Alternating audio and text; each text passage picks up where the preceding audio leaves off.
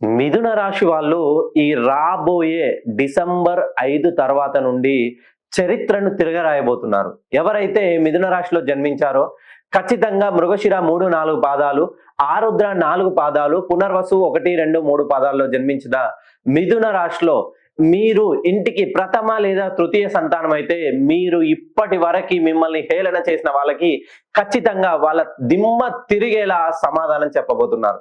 మీరు చదువుల్లో వెనుకబడి ఉన్నారా, లేదా విదేశాల్లో ఉద్యోగం కోసం వేచి చూస్తున్నారా, వ్యాపారం ప్రారంభించారా, నూతన వ్యాపారం ప్రారంభించే వాళ్ళు మిథున రాశి వారికి సంబంధించిన వాళ్ళైతే ఈ రాబోయే జనవరి 26 మీకు చాలా అంటే చాలా మంచి అద్భుత అవకాశాలని సృష్టిస్తుందని చెప్తాను.